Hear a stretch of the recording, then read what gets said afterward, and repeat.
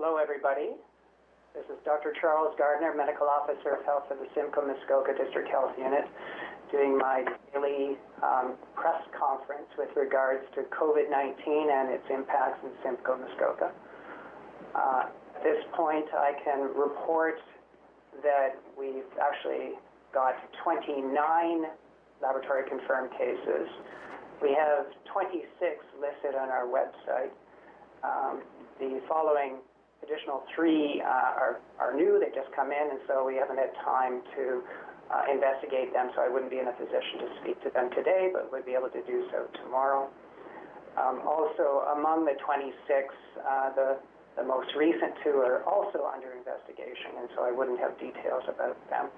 Yesterday, I spoke about 20 cases with an additional case, a 21st case, that had just come in. I did indicate that that individual is in Muskoka, and today I have detail that I can provide with regards to that particular case and a number of the other cases that are new. But first, I'm going to go to the bigger picture. As I've indicated, our data that we have on our website speaks to 26 cases. They are in age clustered in the middle age range, 35 to 64. We do have 4 that are in a younger age group between 18 and 34. We've had 5 that are 65 or older, and 2 that we need to get information on. In terms of their status, we have 16 of those who are in self-isolation, recovering at home. We have 5 who are hospitalized. We have now 3 who are deceased. We've had an individual pass away yesterday, and I will get into some of the detail about that. And we have 2 that are under investigation. In terms of the source of their infection, 14 are travel-related, 3 are close contacts of other cases, and 6 are community-acquired, and 3 are under investigation. I would point out, with regards to the hospitalized cases, they are relatively young people. They're people between the ages of 30 and into their 50s. As I pointed out, having 6 community-acquired cases is cause for concern as well. It speaks to the fact we do have community transmission happening in Simcoe, Muskoka, and therefore people need to take to heart and exercise the physical distancing practices that we are calling upon for everybody to do, and that really comes down to thinking twice before going out. If you do go out, being at least 2 meters from other people, avoiding crowds, if you certainly hand washing on a frequent basis. If you do develop symptoms of a respiratory infection, you should be isolating yourself at home and seeking further assessment, particularly if you develop severe symptoms or if you are a healthcare worker. And there's information certainly that people can get on our website, or they can call us health unit or telehealth or their family practitioner for further recommendations of what to do. Now is the time for people to be implementing these practices. We are at the point where we're going to get more and more of the way of community transmission, and the more we're able to, all of us, exercise physical distancing, the more we're going to be able to flatten the curve and reduce the surge of cases and the demand on the healthcare system. I'm going to walk through some of the detail. We had, I would say, a strong request for us to give local municipality information on where the cases live, and so we put that back in. I had indicated before why we moved away from that. It was really the importance of people knowing that there is community transmission happening in their community, whether or not their community is on this list. And we wouldn't want people to have the mistaken view that if they know individuals who may be cases, they can avoid them. What is far safer for people to do is assume they don't know who could be a case, because we certainly don't know all the cases. There's probably many more cases in the community than what we are learning of through testing, given that there's a limited access to testing, and given that some people can have very mild or even no symptoms and yet be able to transmit to others. So that takes you right back to the importance of physical distancing, maintaining your distance, and washing your hands. I have spoken to the importance of thinking twice about going out in the community, and I think that's generally good advice. However, it is necessary for us to go out in the community at times. We have to go out to go shopping and buy medicines. Many of us still have to go to work, even though non-essential services have been discontinued. And so when people go out, they do need to exercise the physical distancing, the maintaining of distance from others. But it's also important for people to take care of their physical and mental well-being or health, certainly at this time of great stress. And so I think at times people will need to get out to be physically active, and when they do, they need to exercise the physical distancing to make sure that they're safe and to avoid certainly crowded areas. There may be areas in your community that continue to be frequented by many people because they're popular places to walk. I think that that's potentially a dangerous situation, and we're in communication with our municipalities about that and what they can do about that. And I would suggest that individuals avoid such places when they get out for walking. So looking at our cases, starting with what do we have in our list, the 21st case? That was the case from Muskoka that I wasn't able to give information on yesterday. I can say today that that person is staying in self-isolation in Huntsville, a male in his 20s who is a travel-related case, had been to Austria and Switzerland. With regards to the individual who has deceased, we note that this is a woman in her 70s who had been admitted to Aurelia Soldiers Memorial Hospital. She was a community-acquired case. There was no link with any travel or any individuals that were known to be cases. And her passing was yesterday.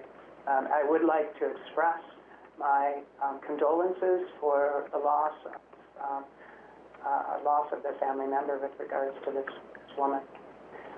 I would also draw your attention back to the list and just walking down the list from 22 onward. Case number 22 is a woman in her 40s in Barrie, in self-isolation, and with regards to how she acquired her infection, that is presently under investigation. We have in our listing a man in his 60s in Aurelia who's under self-isolation, who is travel-related, having traveled to Austria. We have another male in his 60s living in Essa in self-isolation who traveled to Dubai and India. And then the last two cases, as I said, are under investigation. The other, I think, important thing of note among the cases is that we have some difference in gender. I'm just noting that there are more men than women that are becoming cases.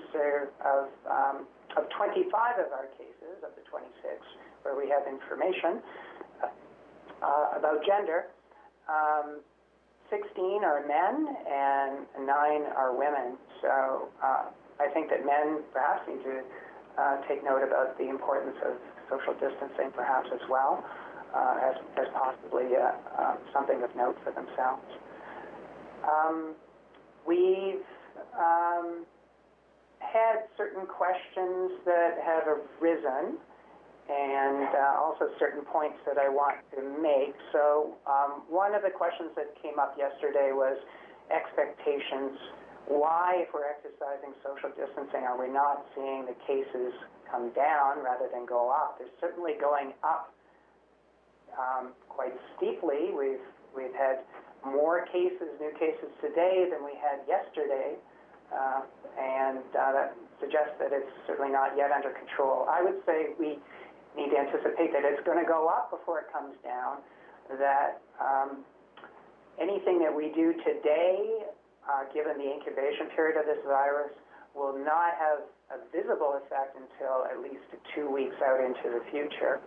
And even with all that we can put towards bringing this under control, we do anticipate some increase over time. We do know from modeling, mathematical modeling, that we can, if we're very good about physical distancing, greatly reduce the number of cases, as much as 95% over what they could be. So the potential is there for us to act now and be successful and avoid a surge that could be extremely difficult for us to manage in cases with regards to healthcare. If we act now, we can bring that down substantially, but I think we have to anticipate there will be some rise at this point in time regardless, and it will take place over weeks and months to come, going up before it comes down. Just having a look at some of the other questions. There was a question yesterday about Muskoka versus Simcoe and testing, and why perhaps we weren't seeing more Muskoka versus Simcoe cases, and whether or not that was related to the amount of testing. And so it was suggested that we look back at the number of tests that have been done overall, negative tests, as an indication of how much testing is happening. This is not a perfect measurement of this because we don't actually at the Health Unit get back all negative tests. We get them from the Public Health Ontario laboratory system, but we aren't getting them from some of the hospitals that are now doing testing. But even so, it is an indication that can have some value in looking at. And what we found is that the rate of testing by this measurement, by the amount of test results we're getting back, is indeed higher in Simcoe County than it is in Muskoka. The rate of testing in Simcoe is 12.8 tests per 10,000 population, as opposed to Muskoka at 8.8 tests per 10,000 population. And that is a statistically significant difference. I think that perhaps is noteworthy, and that being able to increase access to testing in Muskoka is perhaps highlighted by that. The importance of getting assessment centers in operation in Muskoka is perhaps highlighted by that. In making inquiries about when they would be in operation, my understanding is that they are still working to have their assessment centers in operation by early next week. But certainly this is important that they're able to do so. So just having a look to see if there's anything else that I might have missed.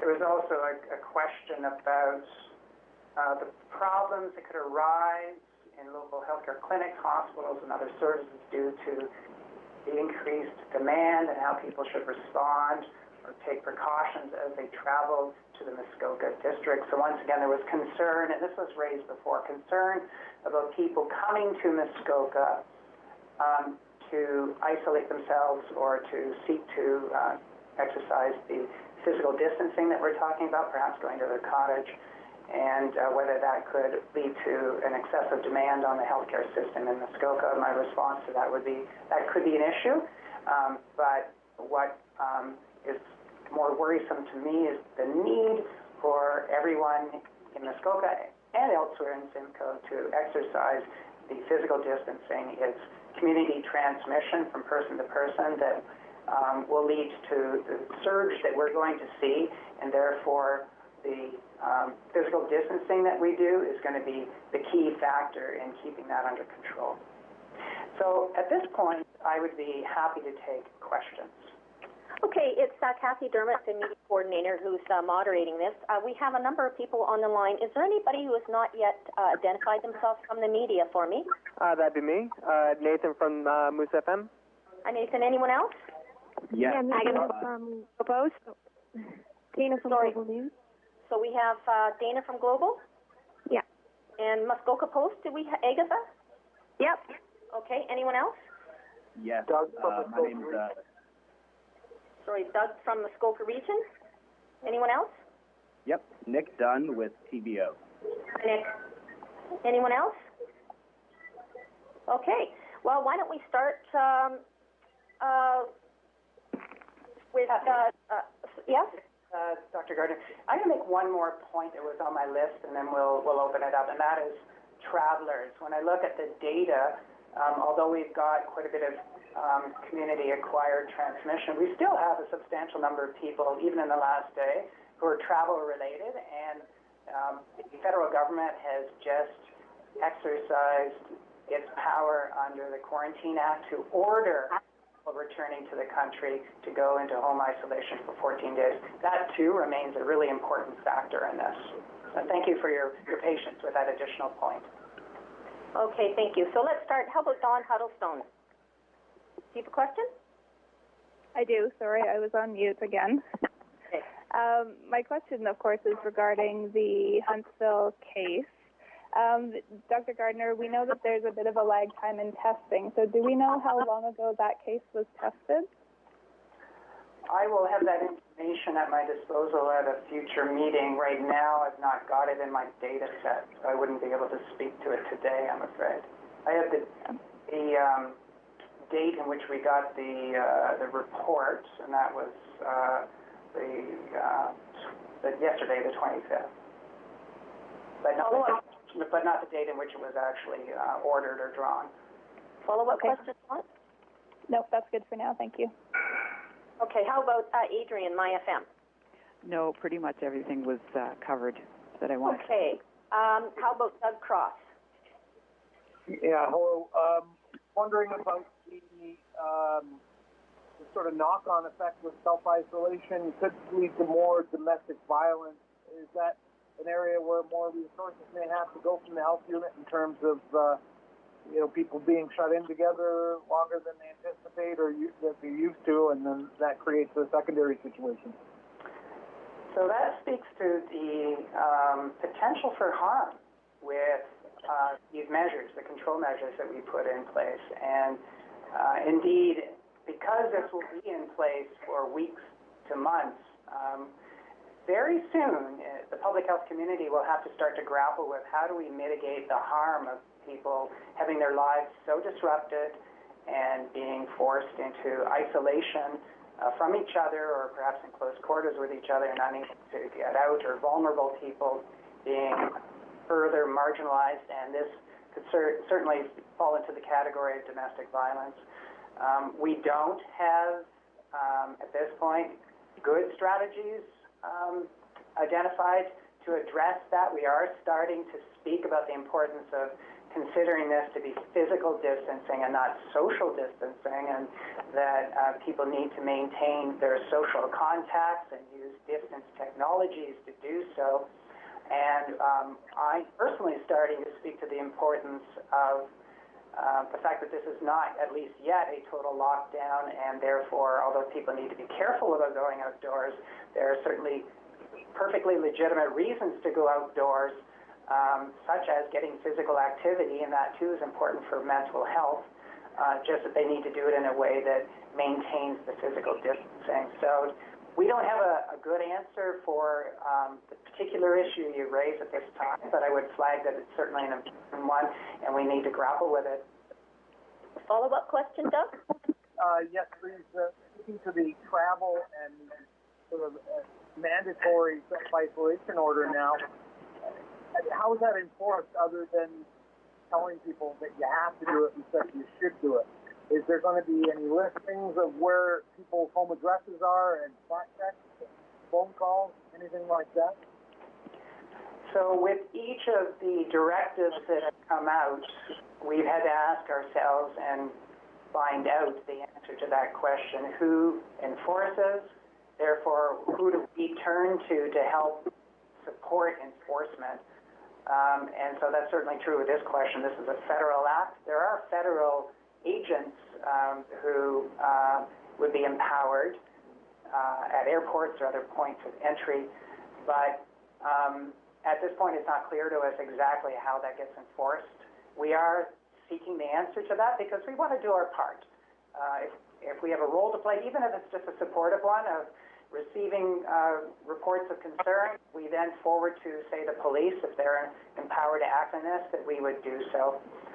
And we've done that before when it comes to venues being open that should not be open. In those cases, we've been able to work with local police to be able to address them.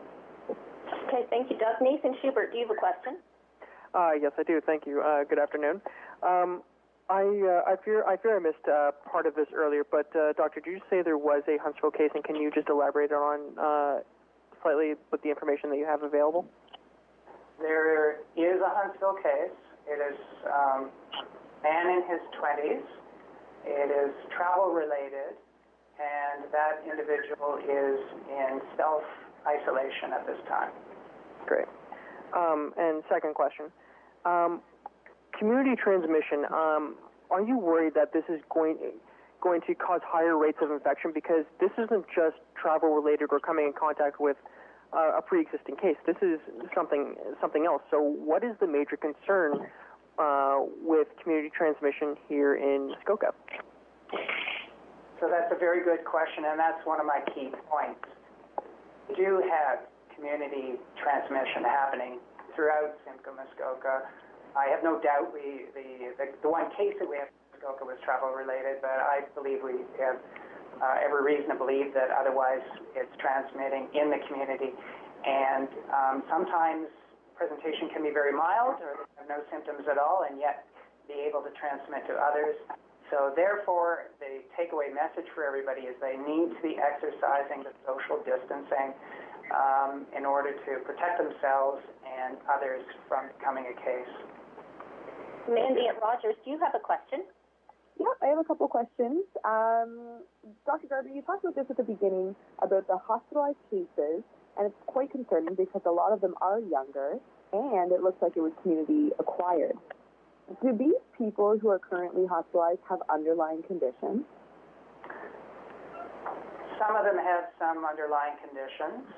Those who passed away were at higher risk of severe case and death. They were all in their 70s and had pre-existing medical conditions. But not all of those hospitalized have pre-existing medical conditions. Interesting. And just to follow up to that, have we seen cases that were initially just self-isolating progress to hospitalized, or are the people who are presenting hospitalized right away? By the time we heard of them as cases, had been hospitalized. One of the challenges for us is that there has been a focus on testing people that have had an exposure of some kind, that they've been travel-related, or that they've had direct contact with the case. And so we tend to only pick up the community-acquired cases because they're severe. At the point that they get admitted, they get tested. And that speaks to even greater potential for this to be transmitting in the community that we otherwise haven't been picking up on these cases because they haven't been, those that don't have those risk factors haven't been a priority for focus to date. Got it. Thank you. And sorry, one more. Do you have a Sorry, I question? just have one more question, Kathy. Oh, okay. It's just about new symptoms that are being discussed, loss of taste and smell. Have we seen any of that in any of the symptoms in these cases? I cannot speak specifically to that particular symptom. That doesn't jump out to me, but then again, people wouldn't necessarily be looking for that, something as different as that.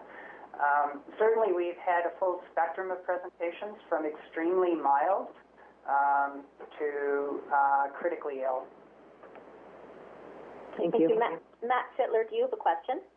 Sure. Dr. Gardner, we get a few reports here that people who should be in self-isolation are either operating businesses or are at businesses that should be closed. What's the procedure for people to report those businesses? Does the health unit have any jurisdiction over it like you have with the restaurant in Huntsville with the Hep A case? So because the directives have been from the province or federally, as I said, we had to clarify, and with the decision yesterday about the Quarantine Act, we're still clarifying who has jurisdiction. And to date, what we've learned is the police that actually can enforce. But we have a very strong interest in action being taken in these instances and have been directly involved working with the police to take action in instances such as that. And we've been informed of them by third-party calls, people from the community that have let us know about it. Okay. Do you have a follow-up question, Matt? Just that it sounds like the health unit wants to know about it at least. We definitely want to know about situations that involve large numbers of people. So somebody's going to a workplace or running a workplace who should be in isolation. That means that many people could be exposed, or public gatherings that shouldn't be happening. Many people could be exposed. So we definitely focus in those areas. We have far less ability to focus on suspicion of individuals where you don't have that kind of exposure happening. Okay, thanks. James Bowler, do you have a question? You might be on mute. Okay, I'll come back to you. Sorry, Kathy, I'm here. My phone was just acting up. Sorry. Yes, Dr. Gardner, sorry.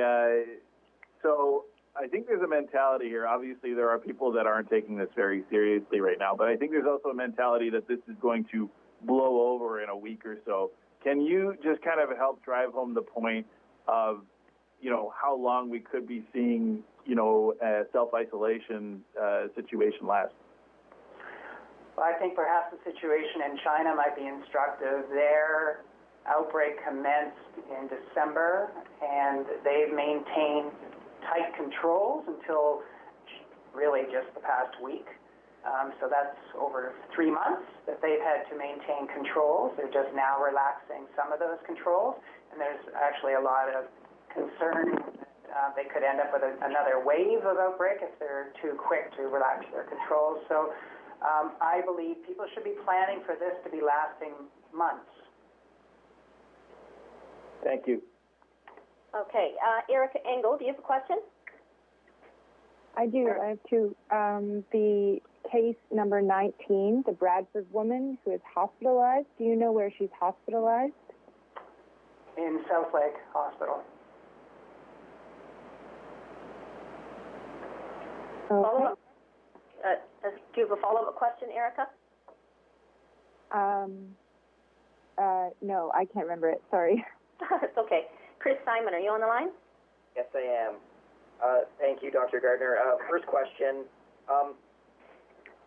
is there any indication that the virus can be passed on from a deceased body? I'm just referring specifically to the cases at RVH and wondering whether any of the hospital staff there would have been at risk. In theory, it would be possible. I'm not aware of any documented cases, but it certainly speaks to the importance of infection control practices and use of personal protective equipment in handling the body and certainly in carrying out any testing on the body. And those practices were indeed in place in the management of the two individuals who passed away, the two men. Do you have a follow-up question, Chris? Yeah, sure. So what then happens, I just haven't heard it discussed, what then happens to the bodies after the postmortem is conducted?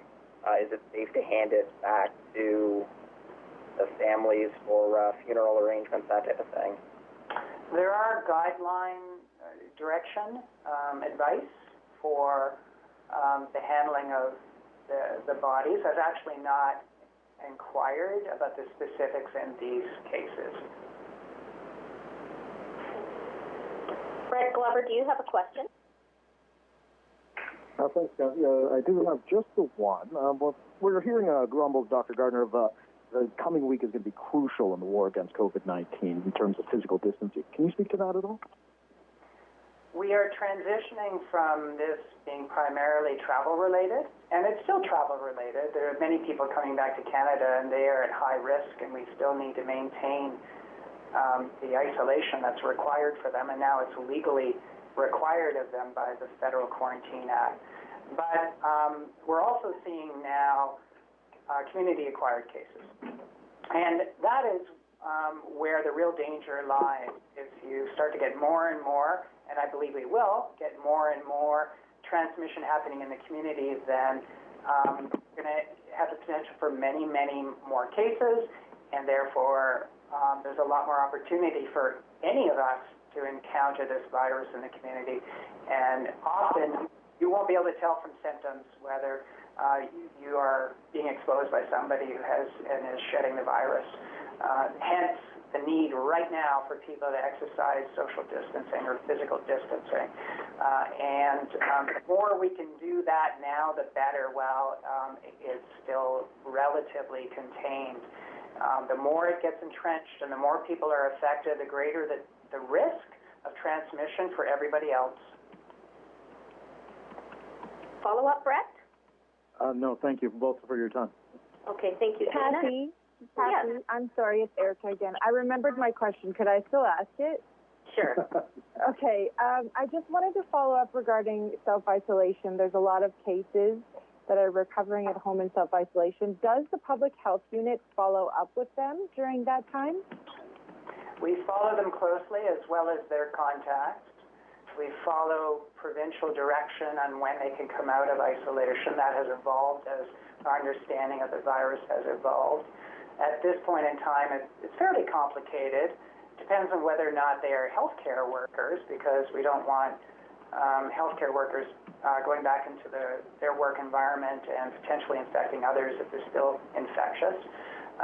But for the majority of them, what we would be looking for is 14 days following the onset of their symptoms with a complete recovery of their symptoms, whichever is longer, either the 14 days or however long it takes for them to recover. For healthcare workers to be able to go back to work, they also have to have 2 negative tests for COVID 24 hours apart.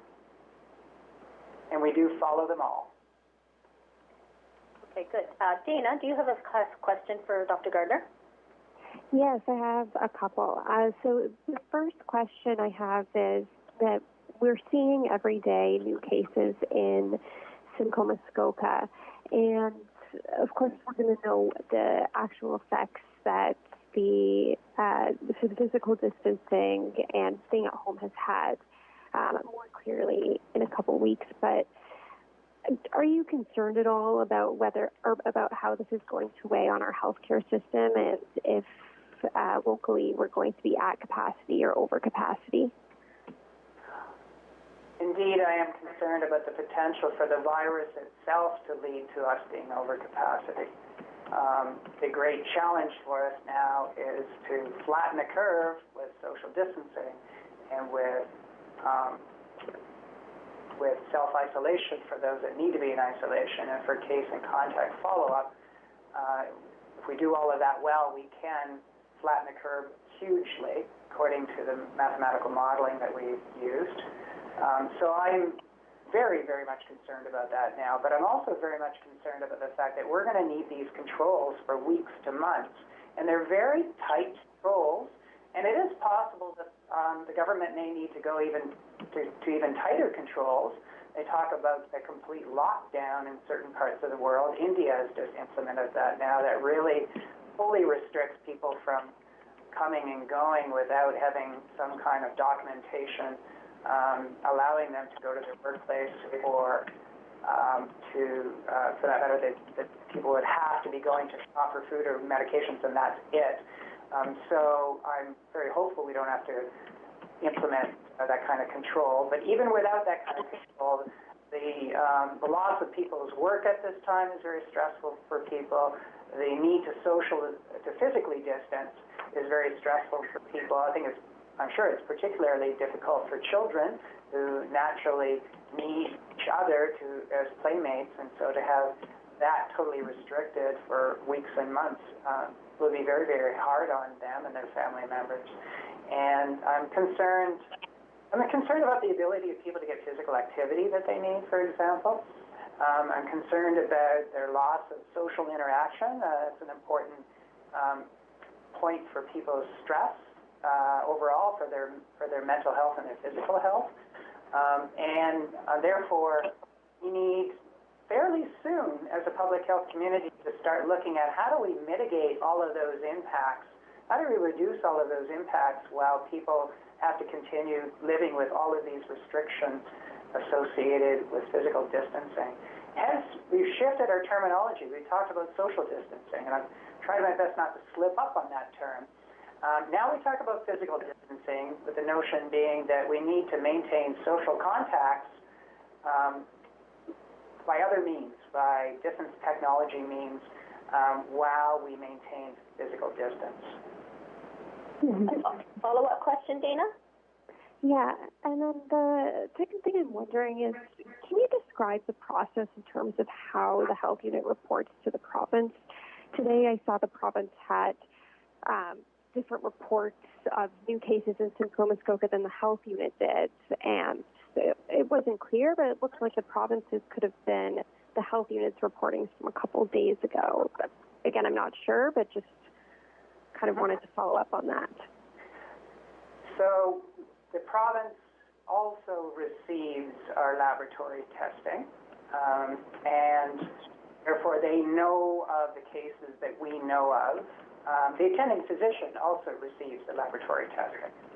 And they receive from us through a public health information system data that we enter about the cases. And we do that well within the day that we receive this information.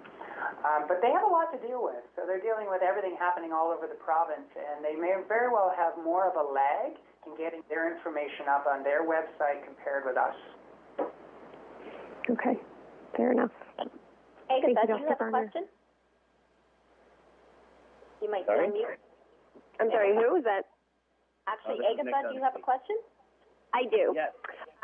Dr. Gardner, you had mentioned that by the time that patients are being hospitalized, or by the time they're being tested, they have already been hospitalized. So I guess my question is, was the Huntsville case hospitalized and then released home for self-isolation?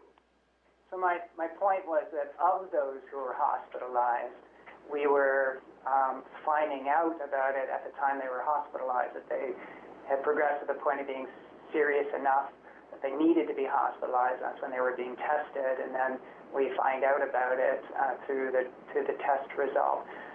Others who didn't require hospitalization, they're tested often at a hospital because it's hard to get a test done elsewhere.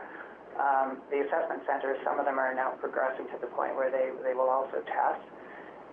But the Huntsville gentleman that we're talking about was not actually hospitalized. He was tested, but not hospitalized. Follow-up question, Agatha? Yes, I do. So yesterday, the Muskoka Algonquin Healthcare issued a need for PPE equipment. Have you spoken, or are you in touch with the Muskoka hospitals to see what their capacity currently is at, and in terms of do they have enough ventilators, et cetera? Are you in touch with these hospitals on a regular basis? I have a teleconference with the CEOs of all of our hospitals on a weekly basis as one of our ongoing connections for information. 2 weeks ago, we also held a virtual meeting of the leaders of all of our hospitals and EMS and municipalities, school boards and other stakeholders, community service providers, just for the morning to walk through their state of preparedness, their plans, their challenges. So I get a fairly up-to-date rendering of information about what's happening. And then we have staff who are also in intimate connection with the assessment centers as well in order to be able to provide our support to their operations, or they're in touch with those who are developing assessment centers such as in Huntsville and Bracebridge.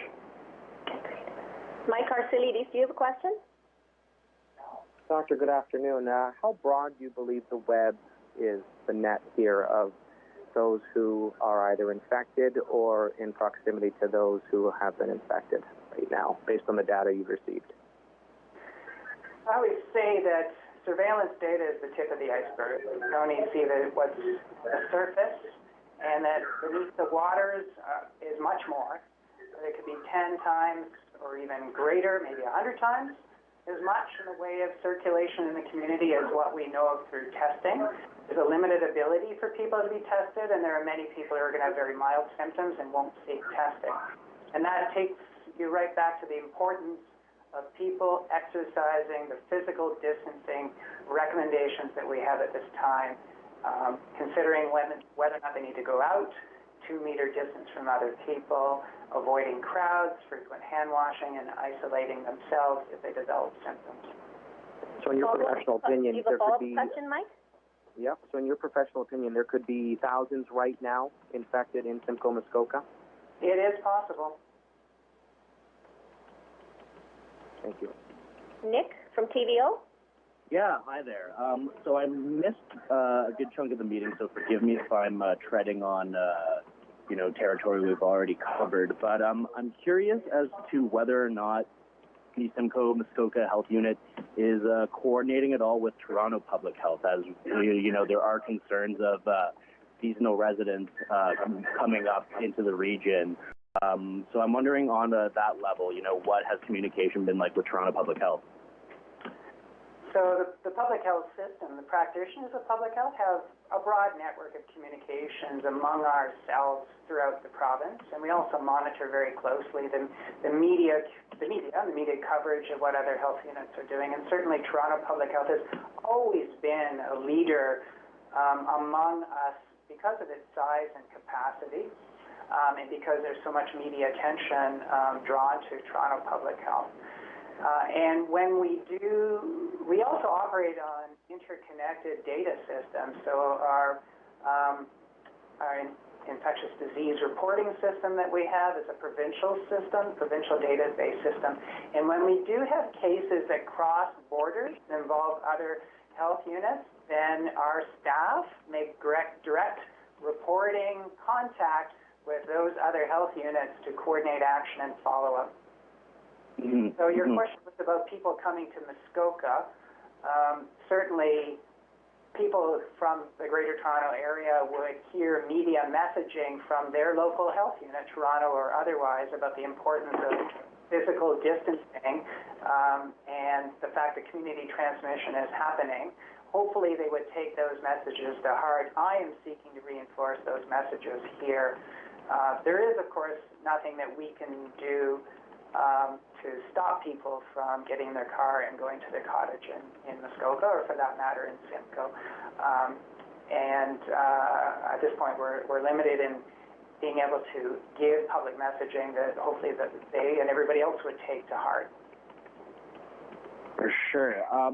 As a follow-up to that, I'm wondering if any of the cases we have in Simcoe, Muskoka are from residents of the GTA or outside of Muskoka who have, traveled here perhaps to self-isolate. Are you guys making note of any of that data or making it public in any way? Perhaps it's not productive to just be blaming seasonal residents, but it certainly is relevant in the context of how the virus spread. So we've had instances of people from out of country that are staying here while they recover. We've had instances of people from GTA municipalities that are here and recovering. And are you concerned about any kind of added strain to hospitals, other healthcare resources as a result of any potential influxes of seasonal populations? I am concerned mostly about community transmission and the great potential for a large increase in cases throughout the populations of Simcoe, Muskoka. I'm concerned about that. I That's where my main focus is, and so travel is indeed part of our lives here, and I'm sure for that matter that there must be some people from Simcoe, Muskoka that are also at this time traveling out of Simcoe, Muskoka. All right, that's all I have. Thank you, doctor. Okay. Did we miss anyone, or did anybody come late? Okay, very good. Okay, well, thank you for joining us today. We will meet you again tomorrow. Thank you. Goodbye. Thank you. Bye. Thank you.